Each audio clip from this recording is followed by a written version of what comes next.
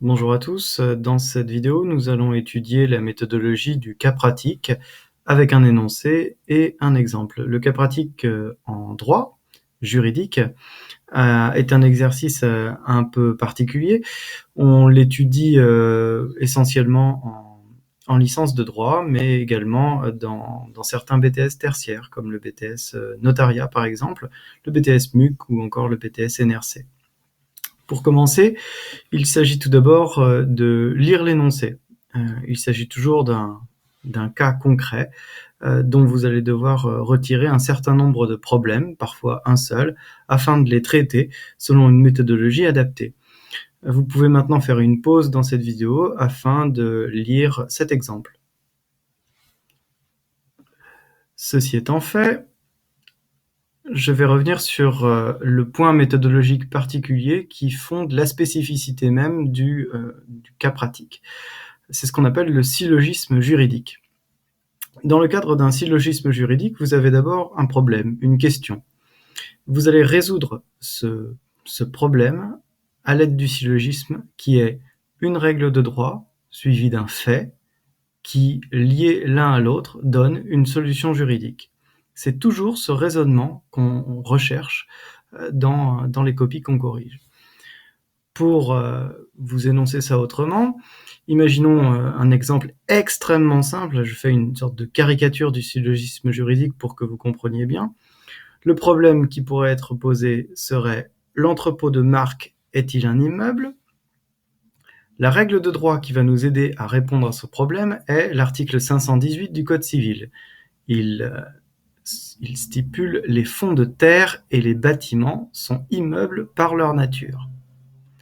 Le fait que nous relevons est: Marc est propriétaire d'un entrepôt. C'est un bâtiment. Donc, la solution juridique est la suivante: l'entrepôt de Marc est un immeuble. Le syllogisme, c'est une figure de raisonnement que vous avez pu déjà rencontrer, notamment dans les cours de philosophie de terminale. Il y a un syllogisme juridique connu qui dit tous les hommes sont mortels, or Socrate est un homme, donc Socrate est mortel. C'est ce type de raisonnement-là qui fonde le raisonnement juridique et qu'on veut voir apparaître dans un cas pratique.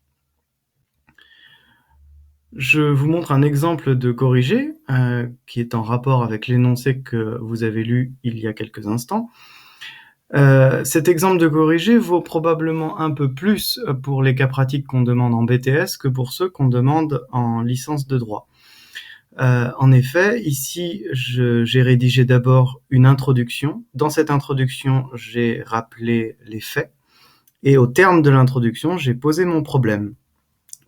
Ensuite, dans le développement, j'énonce à la fois d'abord des règles de droit et ensuite de l'application à l'espèce pour démontrer mon syllogisme juridique. Je vous laisse maintenant lire cette introduction. Ceci étant fait, je vous laisse lire maintenant la première partie du cas pratique. Ici, je traite des biens meubles avec, comme vous le voyez ici, d'abord tout un paragraphe sur les règles de droit, que ensuite je lis au fait pour donner la solution. Vous pouvez faire une pause dans la vidéo pour lire ceci. Et ensuite, dernière partie de mon cas pratique, fin de la partie 1 et partie 2. Je traite ici des immeubles, je le fais de la même manière, en exposant les règles de droit, puis l'application à l'espèce. Faites une pause pour lire ceci. Voilà.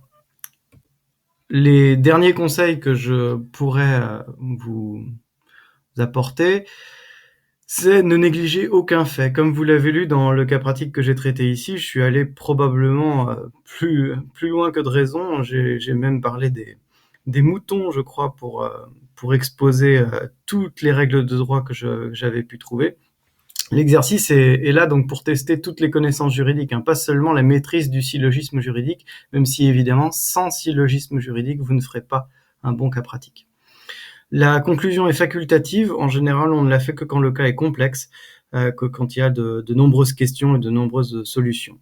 Sinon, c'est plutôt facultatif. Et évidemment, comme d'habitude, une copie claire, des parties délimitées, espacées, aucune faute de français et un vocabulaire soutenu et juridique. Voilà, j'espère que ceci vous a aidé et que vous serez de meilleur en meilleur pour résoudre vos cas pratiques juridiques. À bientôt.